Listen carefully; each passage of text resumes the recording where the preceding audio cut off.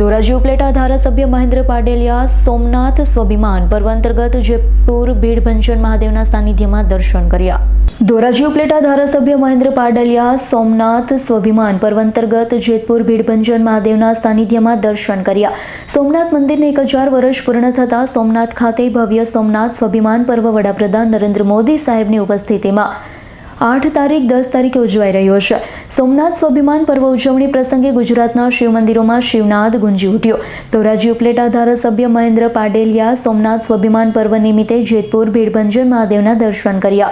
જેતપુર ભાજપ પૂર્વ પ્રમુખ સહિતની ટીમ ધારાસભ્ય મહેન્દ્ર પાડેલિયાના સાથે દર્શનમાં જોડાઈ। ધારાસભ્ય મહેન્દ્ર પાડેલિયાએ આગામી 11 તારીખે સોમનાથમાં ભવ્ય શોભાયાત્રામાં જોડાવા અપીલ કરી।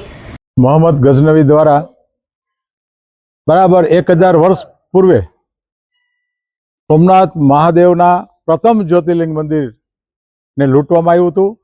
ત્યાર પછી 17 વખત એને પવિત્ર સોમનાથ મહાદેવ મંદિરની ઉપર લૂંટ ચલાવીને આક્રમણ કરેલું।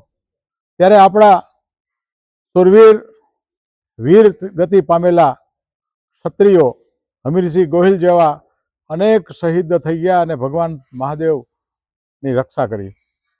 એના ભાવરૂપે આજે 2026માં સોમનાથ સ્વાભિમાન પર્વની ઉજવણી આપણા યશસ્વી વડાપ્રધાન નરેન્દ્રભાઈ મોદીના નેતૃત્વમાં થઈ રહી છે। ગઈકાલથી આજે ને આવતીકાલ 3 દિવસ દરેક શિવ મંદિરમાં શંખનાદ દ્વારા ભગવાન શિવજીની પૂજા થઈ રહી છે અને સોમનાથ સ્વાભિમાન પર્વની ઉજવણી થઈ રહી છે।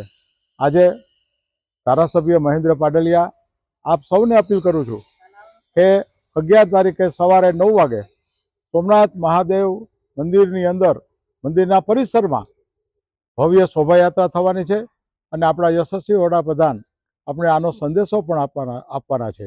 તો આપ સૌ એમાં ઉપસ્થિત રહો અને સોમનાથ મહાદેવના સ્વાભિમાન પર્વની ઉજવણીમાં સાક્ષી બનો। મહાદેવ જય Somnath. Bureau report S9 news Upleta. અમારી તમામ માહિતીથી અપડેટ રહેવા માટે જોડાયેલા રહો S9 ન્યૂઝ સાથે।